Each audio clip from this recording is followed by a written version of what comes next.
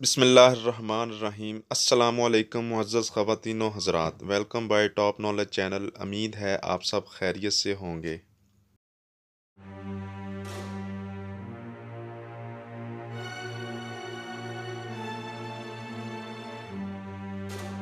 بادشاہ انتہائی خوشگوار موڈ میں تھا۔ بادشاہ وزیر کی طرف گیا اور کہا، وزیر تمہاری سب سے بڑی خواہش کیا ہے؟ وزیر نے حیرت سے اپنا چہرہ نیچے کر لیا جیسے وزیر شرما گیا ہو، اور وزیر نے دل میں کہا کہ آج بادشاہ سلامت نے مجھے یہ بات کیسے پوچھ لی ہے۔ اتنی ہی دیر میں بادشاہ سلامت نے زور سے کہکا لگایا اور کہا، گھبرانے کی ضرورت نہیں، بس تم اپنی زندگی کی سب سے بڑی خواہش بتاؤ۔ وزیر گھٹنوں پر جھکا اور عاجزی سے بولا، بادشاہ سلامت، آپ تو دنیا کی خوبصورت حسین و جمال سلطنت کے مالک ہیں۔ میں جب بھی سلطنت دیکھتا ہوں تو میرے دل میں یہ خواہش پیدا ہوتی ہے، اگر اس کا 10واں حصہ میرا ہوتا تو میں دنیا کا خوش نصیب ترین انسان ہوتا۔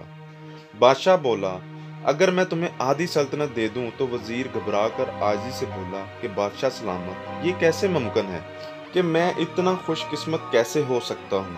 بادشاہ سلامت نے اسی وقت اپنے سیکرٹری کو بلایا اور اسے 2 احکامات لکھنے کا حکم دیا۔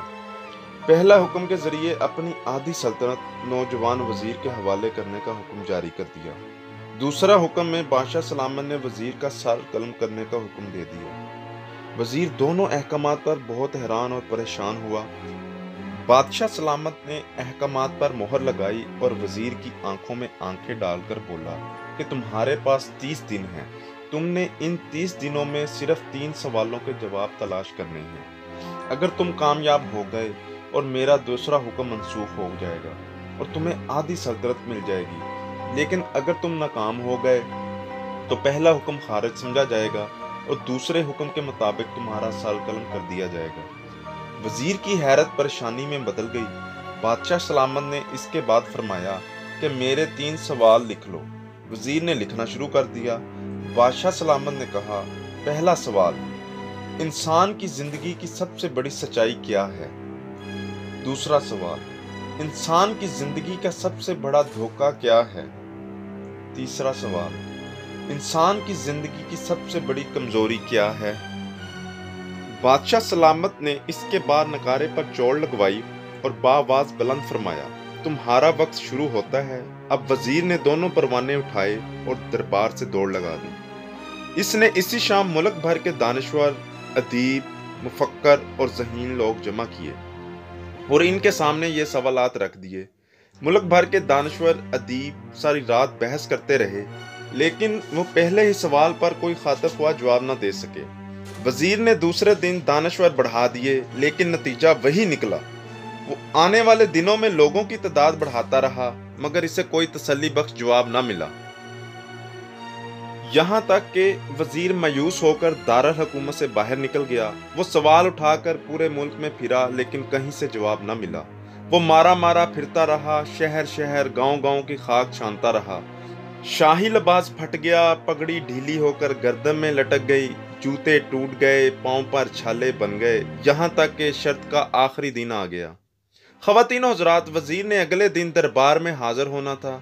وزیر کو یقین تھا کہ اس کی زندگی کا آخری دن ہے، کل اس کی گردن کاٹ دی جائے گی اور جسم شہر کے مرکزی پل پر لٹکا دیا جائے گا۔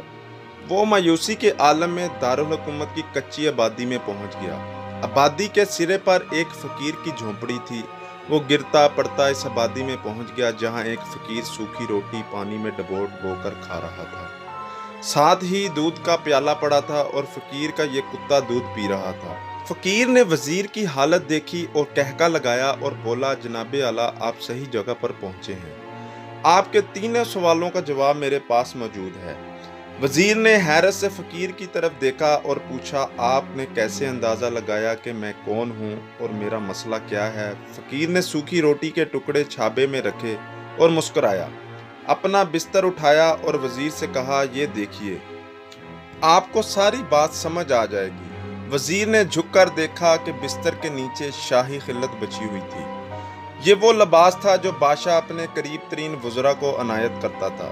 فقیر نے کہا، جناب عالی، میں بھی اس سلطنت کا وزیر ہوتا تھا۔ میں نے بھی ایک بار بادشاہ سلامت سے شرط لگانے کی غلطی کر لی تھی۔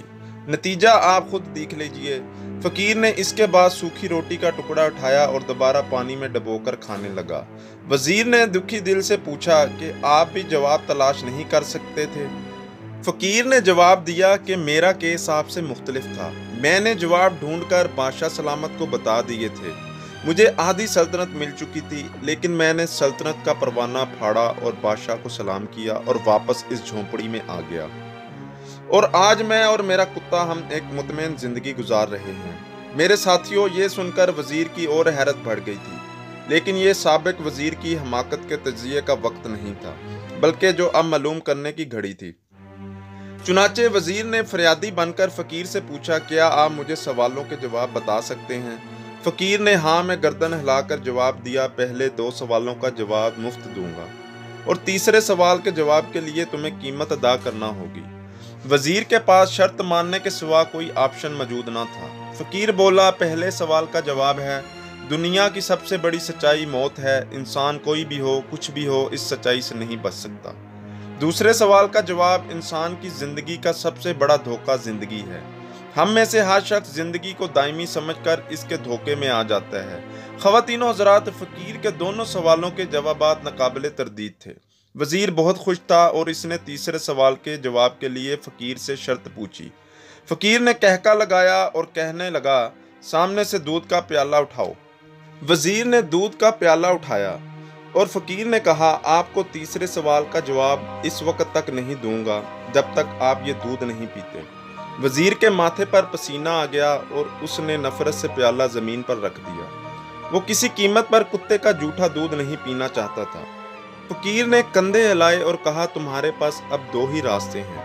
तुम इनकार कर दो और शाही जल्लाद तुम्हारा कल सर उतार देगा, और या फिर तुम ये दूध पी लो, तुम्हारी जान बच जाएगी और तुम आधी सल्तनत के मालिक भी बन जाओगे।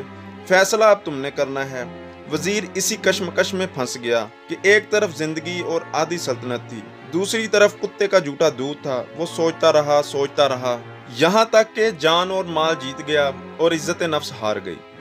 वजीर ने प्याला उठाया और सारा दूध पी लिया। फकीर ने कहका लगाया और बोला, मेरे बच्चे, इंसान की सबसे बड़ी कमजोरी गर्ज होती है। ये इस कुत्ते का जूठा दूध पीने तक मजबूर कर देती है, और ये वो सच है जिसने मुझे सल्तनत का परवाना फाड़कर इस झोंपड़ी में बैठने पर मजबूर कर दिया था। मैं जान गया था कि मैं जूं जिंदगी के धोखे में आऊंगा, मैं मौत की सच्चाई को फरामोश करता जाऊंगा, और मैं मौत को जितना फरामोश करता रहूंगा, मैं इतनी ही गर्ज की दलदल में फंसता जाऊंगा, और मुझे रोज इस दलदल में सांस लेने के लिए गर्ज का गलीज दूध पीना पड़ेगा। फकीर ने कहा, लिहाजा मेरा मशवरा है, जिंदगी की इन 3 हकीकतों को जान लो, तुम्हारी जिंदगी अच्छी गुजरेगी। मजीद शर्मिंदगी और खुद गर्जी का तोहफा लेकर फकीर की झोंपड़ी से निकला और महल की तरफ चल पड़ा। वो जूं महल के करीब पहुंच रहा था, इसके एहसास शर्मिंदगी में इजाफा हो रहा था। इसके अंदर जिल्लत का एहसास बढ़ रहा था। वो इस एहसास के साथ महल के दरवाजे पर पहुंचा ही था कि इसके सीने पर खौफनाक तकलीफ उठी। वो घोड़े से घिरा और लंबी हिचकी ली और इसकी रूह परवास कर गई। ख़वातीनो हज़रात, इस वीडियो का मकसद आपको ज़िंदगी की अहम सच्चाई याद दिलाना थी जो हम भूल चुके हैं। आज हम अपने नफ्स की गुलामी में मौत को भुलाकर वो काम कर रहे हैं जो हमारे अखलाकियात से मुताबिकत नहीं रखती। हम अपनी इज्जत नफ्स की परवाह किए बगैर दौलत कमाने के पीछे पड़े हैं। इसमें कोई शक नहीं कि दौलत वक्त की ज़रूरत है, लेकिन इसमें जायज़ और नाजायज़ ज़राए पर ख़ुसूसी तवज्जो देनी चाहिए, क्योंकि जब इंसान दौलत की हवस में पड़ जाए तो इंसान कुत्ते का दूध भी पी जाता है। अगर आप ज़िंदगी की ये सच्चाई अपना लें तो मेरा यकीन है कि हम दुनिया और आखिरत दोनों में सुरखरू होंगे। बस इसी गुजारिश के साथ आज की इस मालूमाती वीडियो का इख्तिताम होता है। जो मेरे भाई नए हैं इस चैनल पर, चैनल को सब्सक्राइब कर लें और बेल आइकन के बटन को प्रेस कर लें ताकि हर नई आने वाली वीडियो का पता चल सके। इसके साथ ही मुझे इजाज़त दें। अपना ख्याल रखिएगा। अल्लाह हाफिज़।